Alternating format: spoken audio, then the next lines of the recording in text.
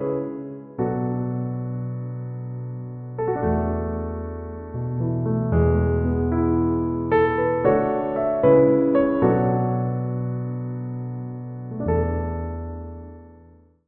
할렐루야. 아멘. 네, 하나님께서 우리에게 주신 말씀은 룻기입니다. 룻기 4장 16절 17절입니다. 룻기 4장 16절 17절. 네, 다 같이 한 목소리로 한번 읽어볼까요? 다 같이 읽어보겠습니다. 시작.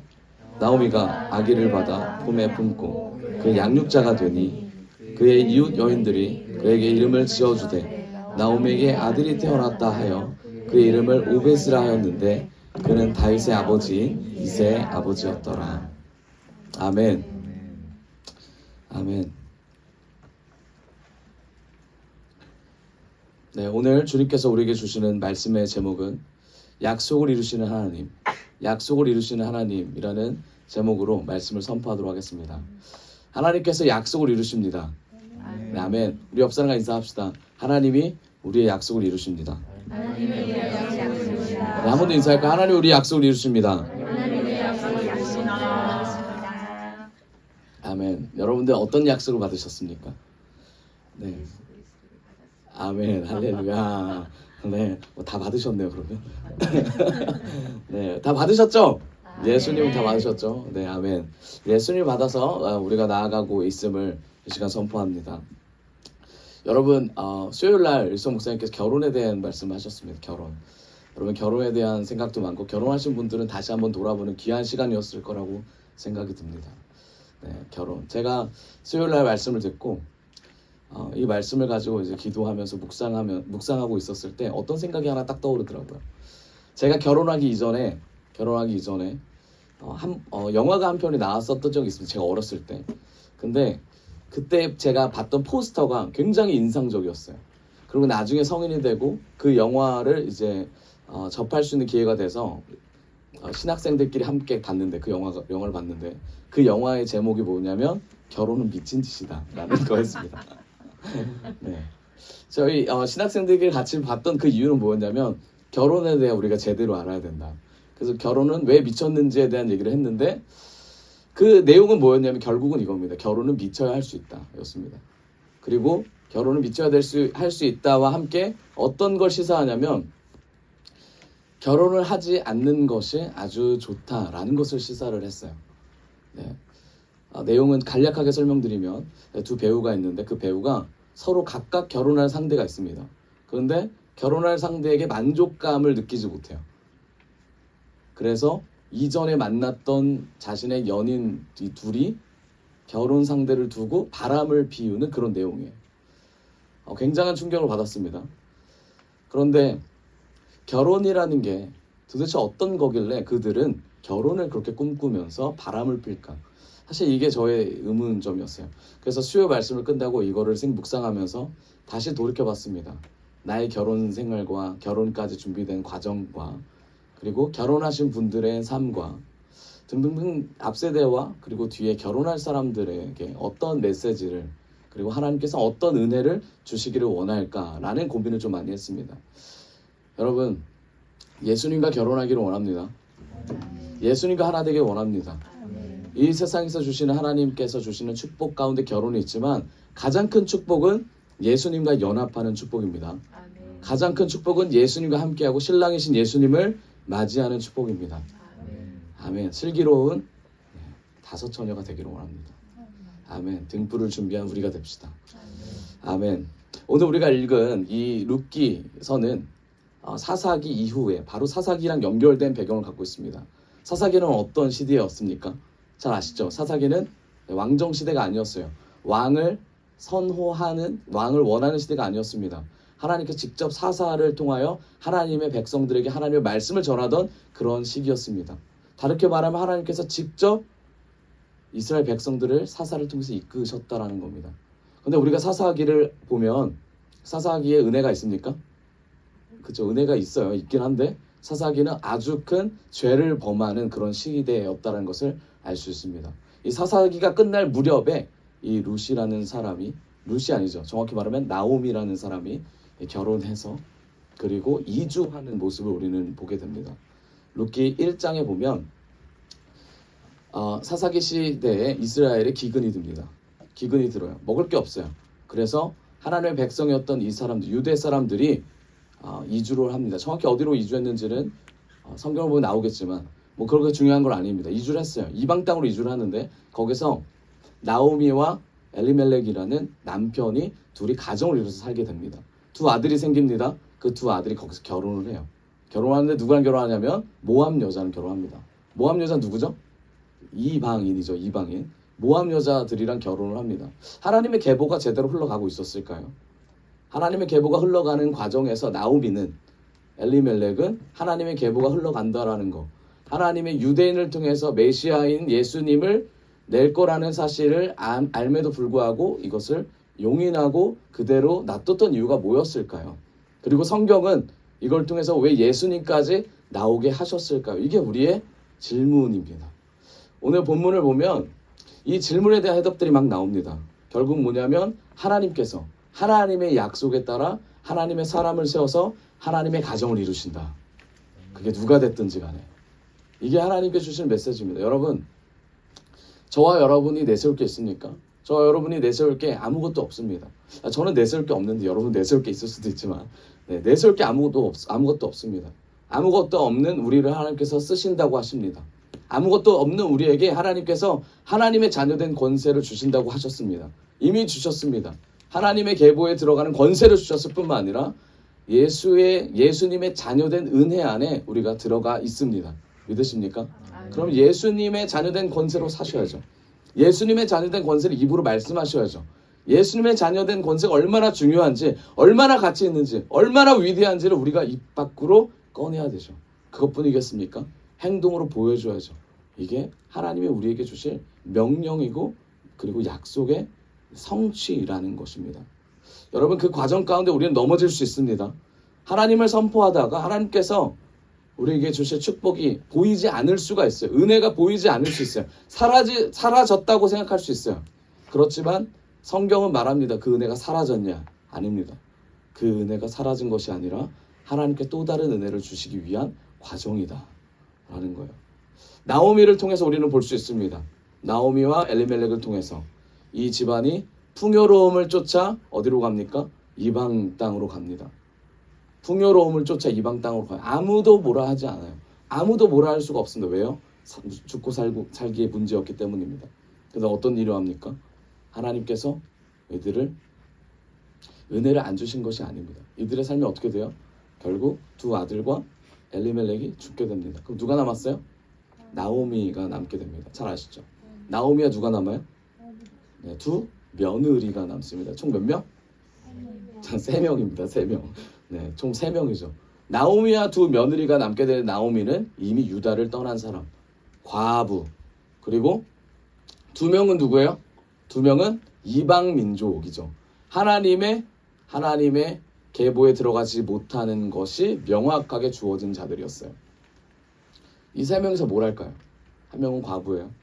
다시 돌아가기 어려운 사람. 당시에는 남편 위주로 모든 게 다 이루어졌죠. 과부인 이 사람이 할 수 있는 게 뭐였을까요? 그리고 또 과부이면서 이방민이었던 사람이 뭘 할 수 있었을까요? 여러분, 참 안타까운 현실이죠. 먹을 것도 없고 아무것도 있지 않은 그 상황에서 위로를 받을 것도 없고 기댈 것도 없고 넘어지면 쓰러질 수밖에 없는, 일어설 수 없는 힘도 없는 이런 나오미의 집안에 하나님이 직접 찾아가셨을까요? 예수님의 은혜, 하나님의 은혜가 직접 임했을까요? 그랬으면 좋겠지만 그 성경 어디에도 직접적인 하나님의 권고와 하나님의 응답은 보이지 않았습니다. 참 아이러니하죠, 그렇죠? 여러분, 우리 삶에서도 그럴 수 있어요. 내가 하나님 열심히 찾는데 지금 저는 나오미인데, 저는 굉장히 힘든 상황인데 왜 하나님 나타나지 않으십니까? 왜 하나님 응답하지 않으십니까? 여러분, 왜 그럴까요? 왜 그럴까요? 하나님은 응답하고 계시고 하나님은 나타나고 계십니다. 그런데 왜 우리 눈에 보이지 않을까요? 여러분, 주님께서는 우리에게 원하시는 게 있습니다. 그게 뭐냐면 주님을 선택하라. 하나님을 선택하라. 하나님을 바라봐라. 하나님을 의지해라. 여러분 그럴 때 절대 포기하지 않는 하나님의 은혜가 우리에게 임할 줄을 믿습니다. 나오미의 고향이 방금 말씀드렸듯이 유다 베들레헴이었습니다. 그곳에 흉년이 들었어요. 영적으로도 흉년이 들었습니다. 그런데 나오미조차 자기가 영적으로 힘들어짐을 느끼게 됩니다. 처음에는 행복했어요. 행복이 점점 끊어지기 시작합니다. 그리고 나서 육적인 것이 다가 아니구나를 알게 됩니다. 돌아갈 곳은 없는 상황에서 나오미와 두 며느리가 선택한 결론은 뭡니까? 주님을 선택하고자 결단을 합니다. 룻기 1장 6절에 이런 말씀이 있습니다. 여호와께서 자기 백성을 돌보시사 그들에게 양식을 주셨다 함을 듣고 누가 들어요? 누가 듣습니까? 나오미가 듣죠. 나오미가 이 소리를 듣습니다. 자기 백성을 돌보시는 하나님을 기억하기 시작합니다. 여러분 고난 가운데 그리고 어려움 가운데 그리고 즐거움 가운데 우리가 해야 될 것은 하나님이 주셨다는 사실을 인정하는 겁니다. 그리고 하나님을 선포하는 겁니다. 힘들고 어렵고 그리고 기쁘고 너무 감사한 일에서도 하나님을 선포하는 것이 진정한 하나님의 자녀이라는 것이에요. 나오미가 하나님의 말씀하시는 것, 하나님께서 돌보셨다는 것, 양식을 주셨다는 함을 듣고 하나님을 선택하려고 돌아갑니다. 시편 42편 11절에 이런 말씀이 있어요. 같이 읽어볼까요? 시작. 내 영혼아 내가 어찌하여 낙심하며 어찌하여 내 속에서 불안해하는가. 너는 하나님께 소망을 두라. 나는 그가 나타나 도우심으로 말미암아 내 하나님을 여전히 장성하리로다. 아멘. 아멘. 하나님께 소망을 두십시오. 아멘. 우리의 소망은 오직 예수님께 있습니다. 아멘. 하나님께 소망을 두는 인생이 되기를 원합니다. 아멘. 나오미가 하나님께 소망을 두고자 나름대로 결단을 했습니다. 그런데 너무 부족한 결단이었어요. 너무 연약한 결단이었어요. 왜 그렇습니까? 먹을 것 때문에 결단한 거였거든요. 하나님께서 풍족함을 주셨다는 소식을 듣고 하나님이 일하셨다는 걸 알지만 풍족함이 더 앞섰다라는 거예요. 여러분 우리의 인생이 그렇지 않습니까? 하나님께서 무슨 일을 우리에게 주셨고 우리에게 길을 열어주시고 함께 하신 거 알지만 결국은 함께 하신다는 그 기준이 내 삶이 조금 더 나아졌다는 것 때문에 함께 하신다고 고백하지 않습니까? 나아지지 않으면 주님이 함께 하지 않는 겁니까? 그렇지 않다라는 거예요. 그런데 그게 인간이라면 당연히 들 수밖에 없는 생각이라는 겁니다. 나오미도 그럴 수밖에 없는 한 인간이었다라는 것을 성경을 통해 알 수 있습니다. 결국은 나오미와 두 며느리가 같이 어디를 갑니까? 같이 고향 땅 베들레헴으로 돌아가기로 결단합니다. 그런데 나오미가 이런 말을 해요. 떠나기 직전에 며느리들한테 이런 말을 합니다. 야, 우리 다 같이 가기 좀 그래. 너네 내가 봤을 때 현실적으로 이건 불가능하니까 내가 누구랑 재혼을 해서 다시 애를 가져서 이 애가 다시 커서 계대 결혼을 얘기하는 겁니다. 너희가 다시 씨를 받아서 아이를 낳는 것까지 간다면 너무 오래 걸려. 그러니까 너희 현실적으로 불가능하니까 뭐 하라 그래요? 너희 가서 결혼해. 너희 가서 재혼해. 너희 가서 잘 살아. 새로운 가정을 꾸려서 잘 살아. 나를 잊고 너희 가서 잘 살아라고 나오미가 사람들한테 며느리들한테 권고를 합니다. 나오미가 생각을 하죠. 새로운 가정을 꾸리는 것이 행복이라고 생각합니다. 새로운 가정을 가지는 것이 행복이라고 생각해요. 새로운 것을 그리고 누가 뭐래도 누가 봤을 때도 당연한 것을 선택하는 것이 옳다라고 생각합니다. 그리고 나오미 입장에서는 그게 최고의 뭐라고 생각해요? 관심과 배려, 더 나아가서 사랑이라고 생각하고 그게 이들의 마음을 알아주는 위로라고 생각합니다. 무엇보다 하나님의 뜻보다. 여러분 이스라엘 백성들의 하나님의 세우신 언약이 있었습니다. 이 과부들을 위해서 남편을 잃었던 과부들을 위해서 대를 잇지 못하는 과부를 위해서 계대 결혼이라는 걸 했어요. 여러분 우리가 지금 들으면 말도 안 되는 얘기죠. 그렇죠? 자신의 집안에 남편이 죽으면 남편의 누굽니까? 뭐 동생 형 그런 이제 형제들에게 씨를 받아서 애를 출산하는 대를 잇는 그런 제도가 이제 이 제도였는데 여러분 지금 들었을 때 말도 안 되지만 하나님께서 당시에 왜 이런 행동을 하셨냐면 과부에 대한 하나님의 사랑을 선포하심과 동시에 하나님께서 그 백성에게 주실 언약의 씨앗이 흘러가도록 이게 하나님의 법칙이었다라는 거예요. 결국 뭘 얘기하는 거예요? 과부를 사랑하시는 하나님뿐만 아니라 하나님의 약속을 이루시는 놀라우신 하나님의 계획이 숨겨져 있다는 겁니다. 그런데 그럼에도 불구하고 나오미는 인간적인 마음으로 며느리들한테 말을 합니다. 뭐라고 합니까? 야, 행복하게 살아야 돼. 진짜 위로는 이거야. 너 힘들지? 너 지치지? 어렵지? 나 혼자 가서 나 혼자 수모와 멸시를 당할 테니 너희들은 괜찮아. 여기까지야. 야, 너희 정말 잘했어. 최선을 다했어. 이게 나오미의 마음이었다라는 거예요. 하나님 입장에서 이게 맞았을까요? 여러분 말씀드릴게요. 하나님 입장에서 이게 맞았을까요? 여러분 그 어떠한 수치와 그 어떠한 모욕을 당하더라도 하나님의 말씀하신 약속과 계보를 통해서 하나님의 일하심을 보는 것이 하나님의 자손들의 하나님의 계보에 들어간 자들이 행해야 될 일들 아닙니까? 이게 나오미에겐 없었다라는 겁니다. 나오미에게는 이때까지는 없었어. 보여지지가 않았습니다. 룻기 1장 9절입니다. 며느리한테 하는 말이에요. 여호와께서 너에게 허락하사 각기 남편의 집에서 뭐를 받으래요? 위로를 받게 하시기를 뭐한다? 원한다. 하고 그들에게 입맞춤에 그들이 뭐 했습니까? 소리내어 울었어요. 왜 울었을까요?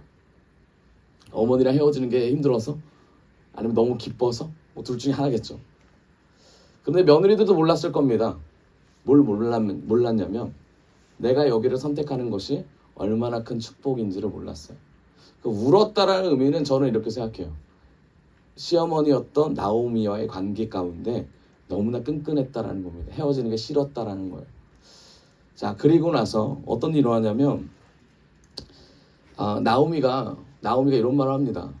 두 며느리가 나는 절대 가지 않겠다. 어머니를 따라가겠다 고백을 합니다. 근데 나오미가 뭐라고 하냐면 하나님을 여기서 저주하는 거예요. 하나님께 내가 벌을 받았다. 하나님께 내가 무슨 벌을 받았는지 모르겠지만 하나님을 원망하기 시작합니다. 뭐라고 원망하냐면 내가 하나님 말씀 좀 잘 들을 걸. 하나님 앞에 원망하기 시작하니까 누가 들어요? 며느리들이 들어요. 그렇죠? 며느리 들어요. 이때까지 하나님이 축복이었다라고 생각했던 이 모압 땅의 며느리 둘이 듣습니다. 그런데 듣고 보니 뭐예요? 뭐야? 하나님의 저주라는 거야? 생각이 들어요. 1장 15절. 그리고 나서 14절에 보면 14절은 없을 거예요. 14절에 보면 오르바, 룻이 아닌 오르바가 하나님을 원망하고 있는 룻의 목소리를 듣고 소리를 듣고 떠나기를 작정합니다. 도망가요. 이제 갑니다. 자기는 따로 결혼하러. 그래서 15절에 나오미가 이렇게 말해요. 네 동서는 그의 백성과 그의 신들에게로 돌아가나니 너도 너의 동서를 따라 돌아가라 하니. 여러분 여기서 굉장히 우리가 주목해야 될 게 있습니다. 뭐냐면 동서는 어디로 돌아가요? 그의 백성으로 돌아가죠. 그렇죠? 백성으로 돌아가요. 다시 자신의 정체성을 찾아가는 거예요. 어디로 갑니까? 이방 민족으로 다시 돌아가는 거예요. 다시 돌아갔어요. 그리고 또 어디로 갑니까? 그의 신들에게 돌아갔다라고 되어 있습니다. 여러분 기회가 되시면 나중에 위를 보세요. 위에 저를 보면 어머니를 쫓아가는 이유가 어머니의 하나님을 쫓아간다고 고백하는 내용이 없습니다. 어머니의 결에 세 번역은 그래요. 어머니의 사람들을 쫓아가는 자가 되고 싶습니다라고 이 두 며느리가 고백해요. 어머니의 신을 따라간다는 말은 빠졌습니다. 그런데 뭐라고 해요? 나오미가 쟤는 제 사람들과 제가 원래 믿던 신을 다시 쫓아갔어 라고 말합니다. 여러분 진짜 어머니고 진짜 하나님을 믿는 사람이라면 하나님이 주실 축복을 아는 사람이라면 어떻게든지 이 축복권을 같이 가기를 원하겠죠. 근데 그러지 않았다는 거예요. 나오미가. 왜 그렇습니까? 끝까지 좋은 시어머니로 남기를 원했던 마음이 있었다는 거예요. 저도 그래요. 저도 우리 친구들 그리고 청년부들이 어떤 선택을 할 때 최선을 다해서 선택을 합니다. 그렇지만 제가 봤을 때 있잖아요. 이거 하나 더 하면 좋겠다라는 마음이 있어요. 하지만 제가 이걸 하나 더 하러 말을 하러 갈 때마다 청년부들이 픽픽 쓰러져 있는 걸 보게 됩니다. 제 마음에서는 그래 이 정도면 되겠지라는 생각이 들어요. 분명히 나오미도 그런 마음이 들었을 거예요. 여러분 인간적인 마음이 들 수밖에 없어요. 인간이니까. 이게 죄일까요? 저는 이 논리에 굉장히 많이 고민을 합니다. 이게 죄일까? 그렇지 않을까? 참 안타까운 현실입니다. 제가 스스로. 그래서 결국은 나오미가 아닌 오르바라는 이 며느리가 떠나게 됩니다. 떠나게 돼요. 근데 감사하게도 이 얘기를 듣고 룻은 어떻게 합니까? 끝까지 하나님을 붙잡겠다. 그리고 어머니의 하나님을 붙잡겠다 고백을 합니다. 같이 읽어봅시다. 룻기 1장 16절 같이 읽어봅시다. 시작. 룻이 이르되 강권하지 마옵소서.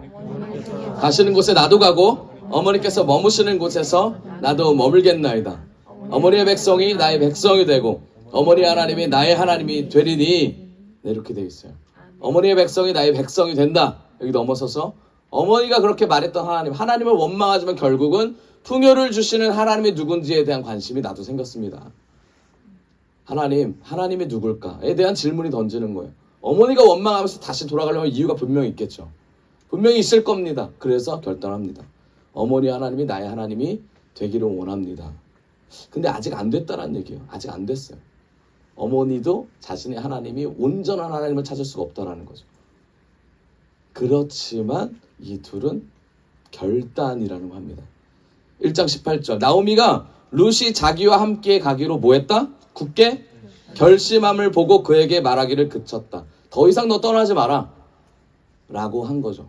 나오미가 그 여인의 굳은 결심을 보게 됩니다. 며느리의 굳은 결심을 보게 돼요. 여러분, 여기서 우리가 짚고 넘어가야 될 것들이 뭘까요? 여기서 우리가 성경이 말하는 내용이 뭘까요? 여러분, 믿음이라는 것, 신앙이라는 건 깊이가 있고 높이가 있고 넓이가 있고 분명히 있습니다. 하지만 내가 깊다고 내가 넓다고 내가 높다고 강요할 수 있는 것이 아니라는 거예요.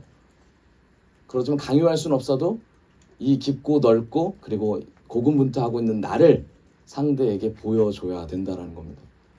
나오미도 하나님을 원망하면서 하나님이 일하시는 것을 기대하며 나아가기를 소망했다는 거, 혼자서의 고군분투를 했다는 겁니다. 이 고군분투가 누구에게 전해졌어요? 오르바가 아닌 룻에게 전해졌다는 거예요. 하나님이 뭘 원하신다? 이걸 원하신다는 거예요. 여러분, 열심히 사십시오. 최선을 다해 사십시오. 나를 위해서가 아니라 내가 가진 죄성을 가지고 하나님께 나아가 보십시오가 성경의 내용이라는 겁니다. 그래서 어떤 일이 일어나냐면 1장 19절 그 두 사람이 베들레헴에 가게 됩니다. 이제 입성을 하게 돼요. 어떤 일이 일어날지는 아무도 모르지만 입성을 합니다. 베들레헴에 이를 때에 온 성읍이 그들로 말미암아 뭐한다? 떠들며 이르기를 야 나오미 아니냐? 라고 말을 합니다. 무슨 말이야? 행색이 별로였다라는 사실이고 잘 살 줄만 알았던 자들이 결국 남는 거 없이 둘만 돌아왔다라는 사실. 얼마나 비웃었겠어요. 멀리서부터 나오미에 대한, 그리고 나오미가 떠날 때 얼마나 비웃으면서 떠났겠습니까? 삶이 얼마나 별로였겠어요. 돌아왔을 때 그 삶을 가지고 사람들이 얼마나 욕했습니까? 야, 쟤 봐봐. 하나님 버리고 떠난 인생 저거 봐봐. 결국은 풍요로운 데 쫓아갔다가 빈털털이 돼서 돌아왔네. 얼마나 놀려대고 얼마나 힘들게 했겠습니까? 그 고백이 나오미가 고백을 합니다. 뭐라고 고백하냐면 21절 내가 풍족하게 나갔더니 여호와께서 내게 뭐했다? 비어 돌아오게 하셨느니라. 아멘. 여호와께서 나를 징벌하셨고 전능자가 나를 괴롭게 하셨거늘 너희가 어찌 나를 나오미라 부르느냐 하니라. 여러분, 여기 뭐가 숨겨 있냐면 내가 풍족하게 나갔다. 그리고 다시 비어져 들어왔다. 누가 그렇게 하셨다? 하나님이 그렇게 하셨다. 내가 가졌던 풍족함이 나갔다가 돌아온 과정에서 보니까 이건 풍족함이 아니더라. 누가 이렇게 하셨다? 하나님이 하셨다. 근데 여기서 내가 받았던 은혜를, 내가 받았던 힘듦과 어려움을 말하는 것이 아니라 뭐라고 말해요? 전능자가 나를 이렇게 만들었다 하면서 너네 나오미라고 나를 부르지 말고 이제 뒷줄을 보면 마라라고 부르라고 합니다. 나오미의 뜻은 기쁨이에요. 마라는 괴로움이라는 뜻입니다. 이런 뜻이에요. 전능자가 그렇게 하셨다. 결국 뭘 말하는 겁니까? 하나님을 향한 마음이에요. 여러분, 하나님을 향한 마음이 우리 안에 심겨졌을 때 우리가 하나님께 뭐라고 고백해야 되냐면 하나님이 하셨군요 라고 고백해야 돼요. 하나님이 하셨군요. 여러분, 어떠한 상처, 어떠한 힘듦, 어떠한 어려움이 있더라도 하나님이 하셨다라는 고백을 하셔야 돼요. 이게 하나님이 주실 메시지라는 거예요. 그렇지 않으면 어떤 일이 일어나냐면 더 큰 어려움, 더 큰 힘듦이 우리 앞에 있을 수밖에 없어요. 여러분, 요나가 물속에 빠졌을 때, 물고기 뱃속에 들어갔을 때 누구를 의지합니까? 결국은 하나님밖에 없다는 사실 고백하게 돼요.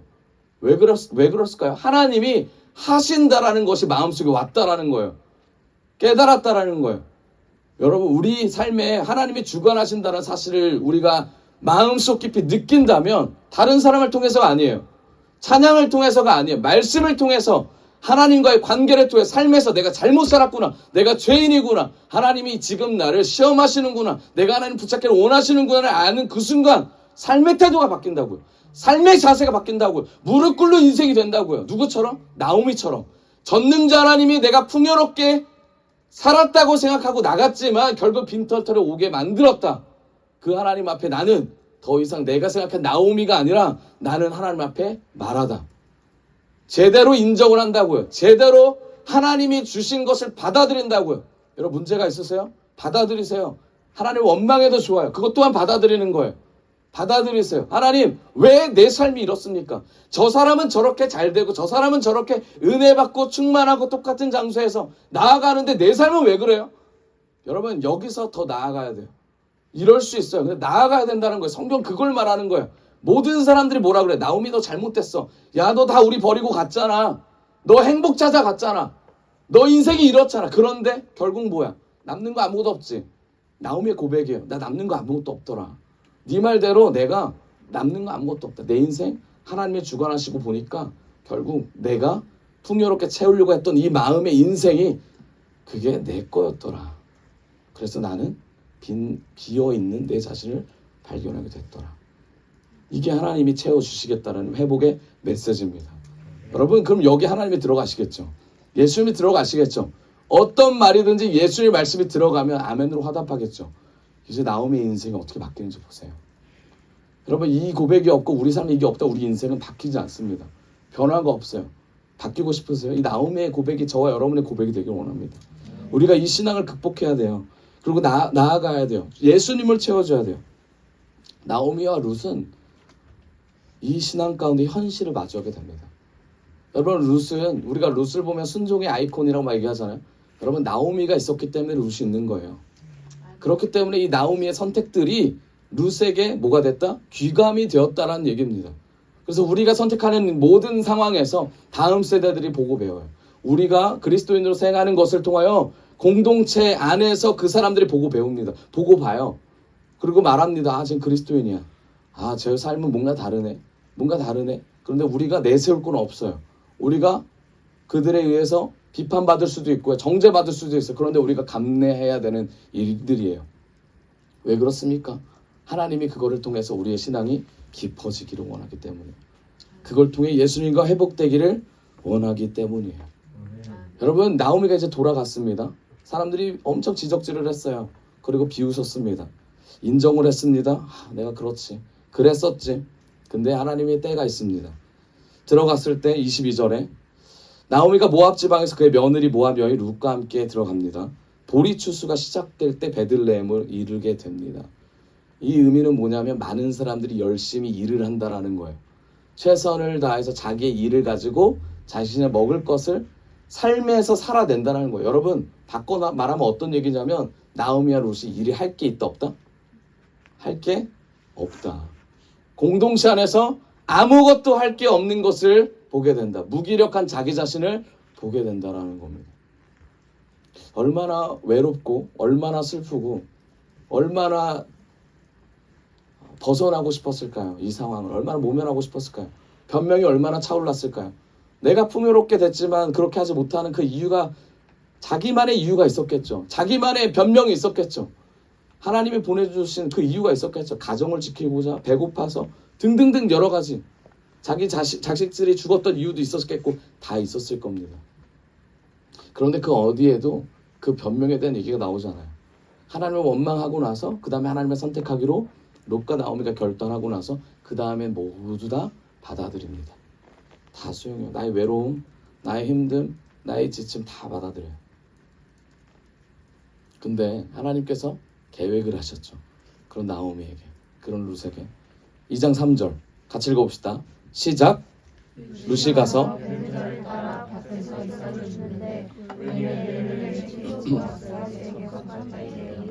아멘. 베는 자를 따라 밭에서 이삭을 줍는데 뭐래요? 이게 핵심이죠. 뭡니까? 우연히라는 단어를 성경에 썼어요. 우연히 엘리멜렉의 친족 보아스에게 속한 밭에 이르게 됩니다. 우연이라는 단어, 여러분 우연이라는 게 있습니까? 아니죠. 하나님의 섭리라는 거죠. 하나님의 계획에 들어가요. 그 밭에 이르렀어요. 그럼 어떤 일이 일어날지 알겠죠. 하나님께서 이제 이끄시겠다. 근데 우리는 그걸 통해서 뭘 할 수 있냐면 어떻게 이끄실까? 여기에 집중하셔야 돼요. 결국 결론으로 말씀드리면 보아스랑 룻이 어떻게 됩니까? 결혼해요. 너무 잘 아는 내용이죠. 결혼합니다. 이제 스토리가 재미가 없어졌나요? 근데 결혼하는데 이게 중요한 게 아니에요. 어떻게 결혼을 하게 되냐? 왜 결혼하게 되냐? 왜 결혼하게 만드시냐가 중요해요. 여러분 결혼하고 싶으신 청년들, 결혼하신 분들 잘 보세요. 잘 들어보세요. 여러분 왜 잘 들으냐면 룻은 초혼이 아니라 재혼입니다.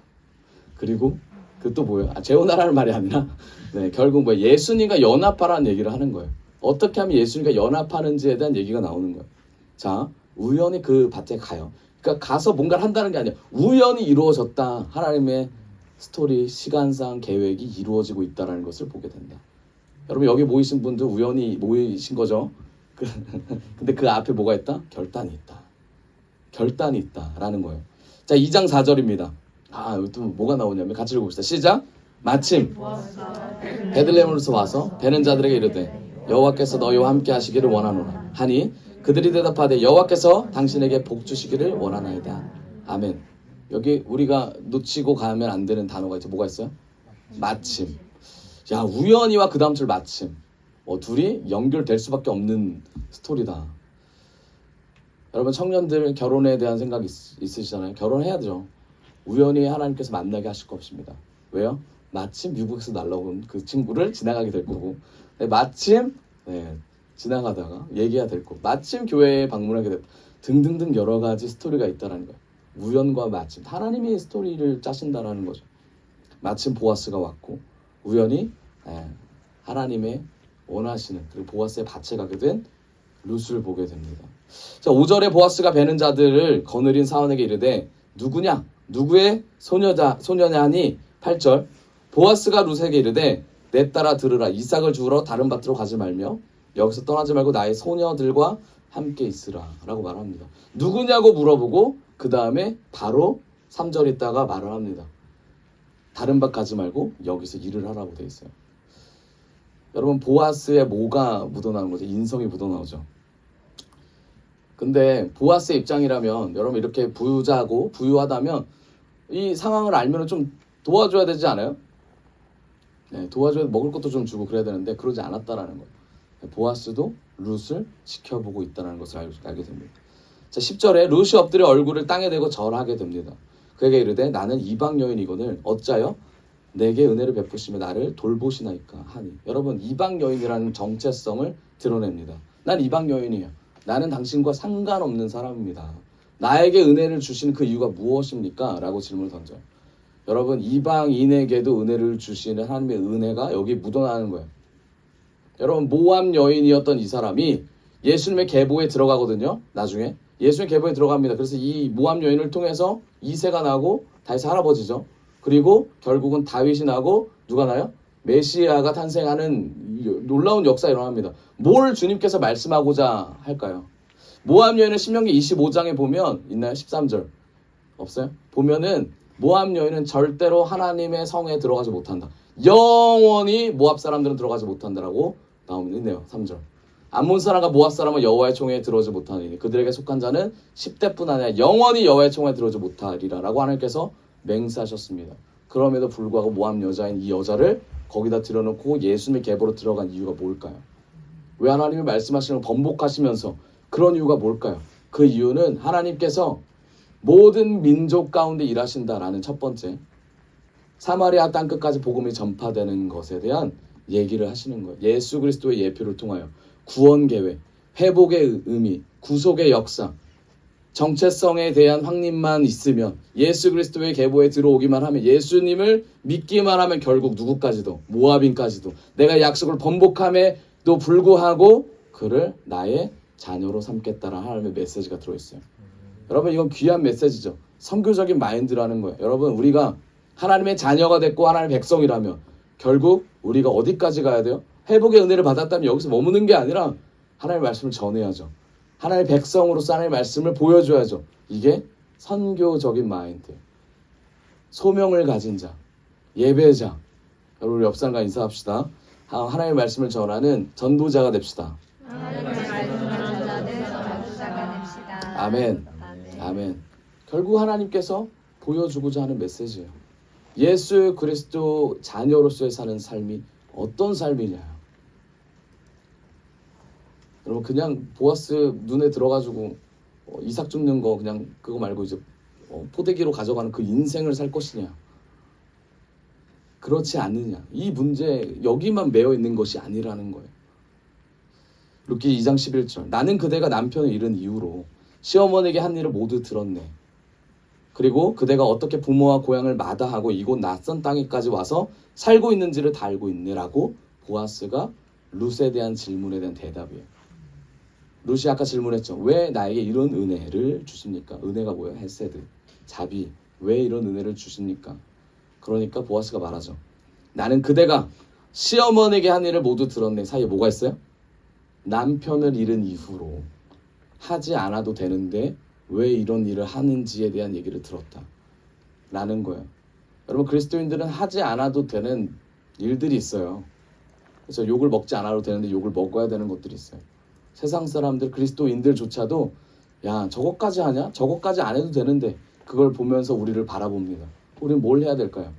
이게 우리가 가지고 있어야 메시지지 않을까요?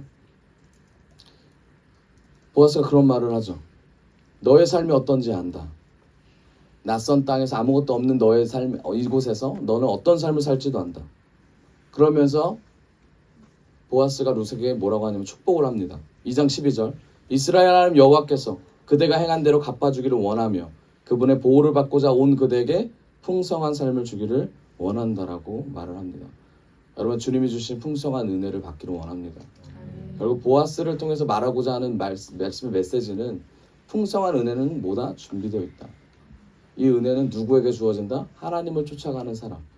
그렇지 않게 행동해도 되는데 그럼에도 불구하고 하는 사람들에게, 하나님을 선포하는 사람들, 하나님을 붙잡은 사람들에게 결국 하나님께서 위로를 주신다는 메시지예요. 회복이라는 건 위로입니다. 그 위로를 받은 자가 행해야 될 건 뭐예요? 하나님의 말씀을 전하는 거죠. 하나님의 말씀을 전해야 돼요. 그리고 그 말씀대로 따라가야 됩니다. 그럴 때 주님이 주시는 은혜가 이제 나옵니다. 룻기 2장 13절. 주인 어른의 신여만도 못한 저를 뭐한다? 위로하시고 위로를 받게 됩니다. 위로를 받아요. 여러분, 어디서 위로를 받겠습니까? 위로를 받게 하시고 친절하게 말씀해 주시니 정말 감사합니다. 14절. 식사 때가 되자 보아스는 룻을 따로 부릅니다. 함께 식사하자고 권합니다. 그래서 그녀는 일꾼들과 함께 앉아 보아스가 주는 음식을 뭐 했다? 15절 읽겠습니다. 시작.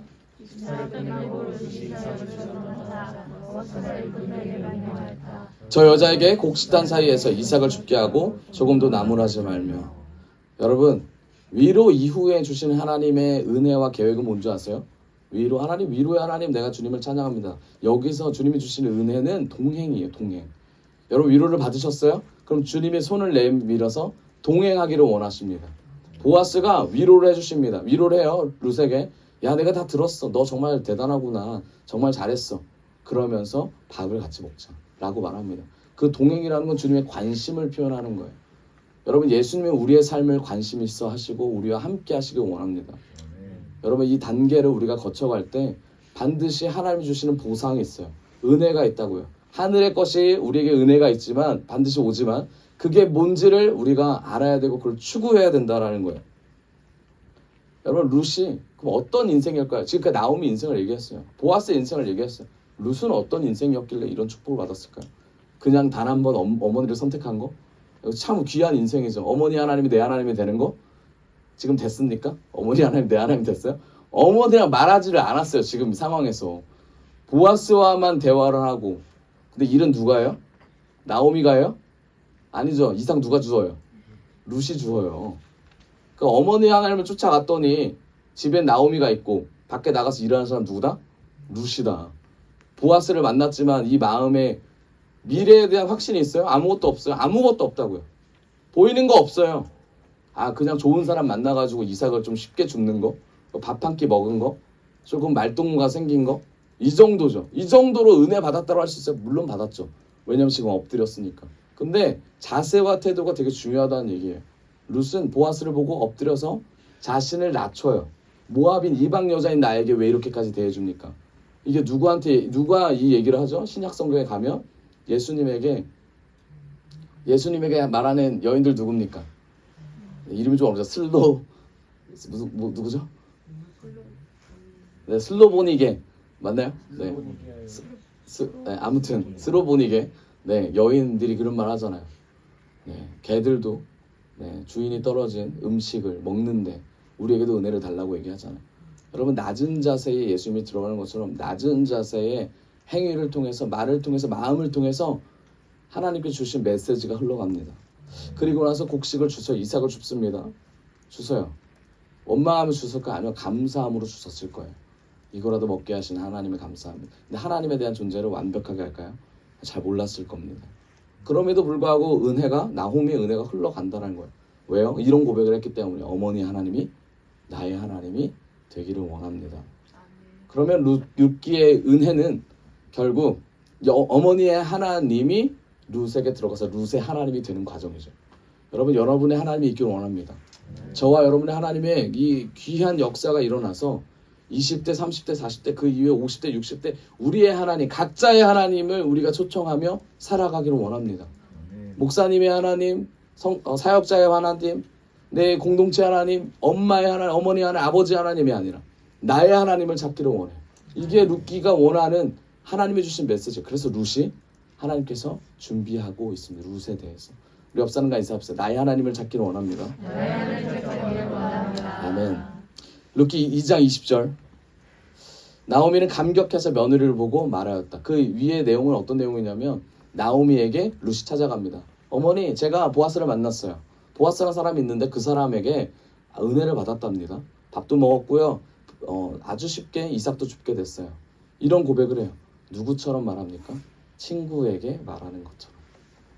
누구처럼 말합니까? 자신의 모든 것을 알고 있는 사람에게 말하는 것처럼. 여러분, 경쟁 관계가 아니에요. 동역자라는 거예요. 나오미의 하나님이 룻의 하나님으로 나아가는 과정에 동역자의 역할이 중요하다는 겁니다. 너의 하나님이 오라, 나의 하나님이 더 옳거든. 이런 싸움이 아니에요. 너의 하나님이 그렇게 말씀하셨구나. 내가 너의 하나님을 존중해 줄게. 너의 하나님을 높여 줄게. 나의 하나님도 너의 하나님처럼 너에게 그렇게 말씀하시고 이끄신 것처럼 나의 하나님도 나에게 그렇게 이끌어 주기를 나도 원해. 이게 신앙인이죠. 그게 하나님의 자녀죠. 동역자들이 해야 될 일일 줄 믿습니다. 네, 우리 옆 사람과 인사합시다. 당신의 하나님을 인정합니다. 아멘. 그리고 나오미가 얘기합니다. 나오미가 보아스를 향해 룻에게 얘기합니다. 그 사람은 너에게 이렇게 했던 사람은 복받은 사람이야. 복받은 사람이다. 2장 20절 A 있죠? 2장 20절 여호와께서 그에게 복 주기를 원한다라고 되어 있어요. 중간에 보시면 여호와께서 그에게 복 주기를 원한다. 그러면서 하나님은 산자나 죽은 자에게 언제나 자비를 베푸는구나. 여러분, 그 사람을 복받기를 원하면서 누구를 높여요? 하나님을 높이는 인생이에요. 여러분, 나오미의 신앙이 성장함과 동시에 이 성장이 누구에게 흘러가요? 룻에게 흘러가요. 여러분, 결혼이라는 게 이런 거예요. 결혼을 준비하고 계세요? 결혼을 하셨어요? 마찬가지예요. 하나님을 높이는 인생으로 우리가 계속 가야 돼요. 신앙이라는 건 하나님과 가까워지는 과정이에요. 물론 뒤로 나선현처럼 넘어졌다 다시 올라갈 수 있죠. 하지만 하나님이 원하시는 건 나와 가까이지기를 원한다예요. 주님과 연합하는 기쁨도 여기서 옵니다. 그래서 나오미가 내가 연합하고 있는 것을 누구한테 흘러보내줘요? 룻에게 흘러보내준다는 거예요. 여러분, 이게 우리에게 임하기를 원해요. 있기를 원해요. 보아스의 삶은 어땠어요? 예전도 그렇고 지금도 그렇고 한결같이 언제나 라는 단어죠. 자비를 베푸는구나. 하나님께서 한결같이 모든 관계에서 하나님의 자비가 흘러나는 관계가 보아스의 관계라는 거예요. 이 보아스는 뭘 의미합니까? 예수 그리스도를 의미하죠. 예수 그리스도를 예표하죠. 어떠한 관계에서든지 하나님이 드러나는, 예수님이 드러나는 관계가 바로 보아스와의 관계예요. 2장 20절 뒤에 봅시다. 그 사람 우리를 돌볼 책임 있는 가까운 우리 친척 중 하나다. 나오미가 그 다음 얘기하는 거예요. 진짜 자기의 속내를 누구한테 말해요? 룻에게 말합니다. 내가 사실은 내가 여기까지 온 이유가 풍족함 때문이었지만 근데 지금 생각해 보니 하나님의 기업 물을 자 내가 이거를 잊고 있었다 라는 얘기를 하는 거예요. 룻이 처음 듣습니다. 이 얘기를. 그게 무슨 말이죠? 내가 예전에 들었는데 이게 그 사람이란 얘기입니까? 여러분 우연히 만났던 보아스 그리고 마침 보아스가 그곳에 오게 된 걸 룻이 뒤늦게 깨닫게 되는 거예요. 하나님의 역사는 우리가 하나님을 바라보면서 나아갈 때 내 삶이 하나님의 삶, 하나님이 이끄신 삶이었구나를 깨닫는 순간 그분을 더 높이게 됩니다. 아멘. 여러분 우리가 걸어온 인생들이 있어요. 그 인생들이 우리가 내가 그때 그 선택을 했으면 더 좋지 않았을까? 내가 그때 그 기도를 해서 이렇게 했으면 더 좋았지 않았을까? 여러분 그때 그렇기 때문에 지금 우리가 있는 겁니다. 그렇기 때문에 우리가 앞으로 나아가는 거예요. 과거에 매이지 마세요. 현재를 바라보고 하나님이 주신 은혜를 사모하며 나가길 원합니다. 그리고 나서 이제 결혼 준비를 해요. 결혼이란 이런 겁니다. 하나님과 깊은 관계 깨닫고 삶을 알고 나서 그 다음에 결혼이라는 과정을 통해서 하나님과 연합하는 귀한 은혜죠. 룻기 3장 1절 시어머니가 나오미에게 룻의 시어머니가 나오미에게 그에게 이르되 내 딸아 내가 너를 위하여 안식할 곳을 구하여 너를 복되게 하여야 하지 않겠느냐. 결혼은 뭐예요? 복된 거예요. 하나님과 함께하는 건 복된 인생입니다. 안식을 의미해요. 안식, 누아흐, 쉬다 의미입니다. 같은 의미예요. 영적 안식과 진정한 안식을 의미하고 있어요. 여러분 누구와 결혼할 것이냐 청년들 누구와 결혼할 것이냐 생각하지 마세요. 누구든지 결혼할 것이다 이렇게 그냥 마음 먹으세요. 누구든지 결혼할 것이다. 알았죠? 누구와 결혼할 것인 게 중요한 게 누구든지 내가 결혼할 것이다. 언제 많이 물어보잖아요. 언제? 자 한마디로 알려줄게요. 언제? 지금 아니야. 알았죠? 네, 예수님은 오시지만 언제? 지금 아니야. 아니에요. 바로 예수님은 오시지만 여러분 결혼하는 건 지금 아니에요. 마찬가지예요. 우리가 이런 질문을 해야 돼요. 내가 누구이기에 결혼을 해야 합니까? 룻이 말한 질문이에요. 이게. 룻의 고백입니다. 내가 누구이기에 당신에게 은혜를 얻겠습니까? 내가 누구이기에. 여러분 누구예요? 하나님 자녀죠. 하나님의 자녀이기에 하나님의 자녀의 공동체가 회복되었기에 그렇기 때문에 결혼 공동체로 가는 거예요. 그 결혼식 준비를 하죠. 3장 3절 너는 목욕하고 기름을 바르고 의복을 입고 타작마자에 내려가서 그 사람이 먹고 마시기를 다 하기 전까지는 뭐 하지 말라? 보이지 말라. 결혼 준비 다 하고 그 보아스한테 보이지 말래요. 여러분 좀 뭔가 다르죠. 얘기가 다릅니다. 이쁘게 꾸미고 가가지고 숨어 다니라는 얘기예요. 말이 돼요? 이쁘게 꾸몄으면 더 나를 보라고 얼굴을 들이밀겠죠. 술에 취했을 때는 더 많이 들이밀어야 좀 더 결혼의 성사가 되지 않을까. 근데 그러지 말라는 거예요. 왜 그렇습니까? 주님이 주신 은혜죠. 때를 기다려라. 3장 9절 때를 기다리니 보아스가 물어봅니다. 누구냐? 하니 대답하되 나는 당신의 여종 룻이 오니 당신의 옷자락을 펴 당신의 여종을 덮으소서. 이는 당신이 기업을 물을 자가 됨이니라 하니 당신의 옷자락을 펴서 나를 덮어달라. 결국 무슨 의미냐면 당신에게 은혜 받기를 원합니다. 당신에게 내가 연합하기를 원합니다. 당신에게 내가 당신의 사람이 되기를 원합니다. 라는 얘기를 해요. 3장 10절 보아스가 그 질문을 받고 던집니다. 그가 이르되 내 딸아 여호와께서 너에게 뭐한다? 복 주시기를 원하노라. 왜 그랬을까요? 왜 복 주시기를 원하노라고 얘기했을까요? 왜냐하면 룻의 인생을 알았기 때문입니다. 룻의 인생 그리고 계대 결혼을 할 수밖에 없는 룻의 인생. 그러면서 그 뒤에 대한 얘기가 나오죠. 네가 가난하건 부하건 젊은 자를 따르지 아니하였으니 내가 베푼 인애가 처음보다 나중에 더하도다. 넌 가난하건 부하든 젊은 자를 따르지 않았던 너의 욕망과 욕심을 따르지 아니한 거를 내가 지켜봤어. 그렇기 때문에 주님이 너에게 복 주기를 원한다. 라는 축복을 던집니다. 그리고 나서 18절, 3장 18절입니다. 이에 시어머니가 이르되 내 딸아 이 사건이 어떻게 될지 알기까지 앉아있으라. 그 사람이 오늘 이 일을 성취하기 전에는 쉬지 아니하리라 하니라. 무슨 말이에요? 네가 지금 이렇게 했지? 이제 기다려. 하나님이 직접 일하실 거야. 기다려. 네가 결혼하기를 원해? 기다려. 하나님의 기업을 물고 싶어? 기다려. 그 사람은 더 결혼하고 싶어 할 거야. 더 기업을 물고 싶어 할 거야. 기다려. 하나님 일할 때까지 기다려라. 나오미가 말합니다. 여러분 기다리는 게 얼마나 어려운지 아세요? 하나님의 은혜가 드러나는 게 얼마나 어려운지 아세요? 그렇지만 그럼에도 불구하고 룻은 기다립니다.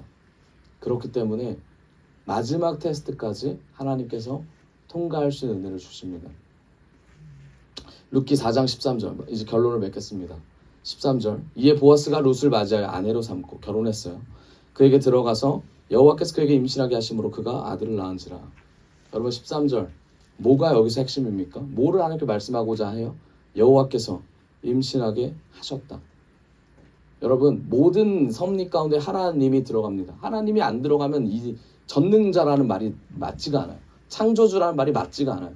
결국 결혼해서 가정을 이루고 아이까지 낳고 그 이후의 삶까지도 인생을 책임지시는 분이 누구다? 하나님이라는 거예요.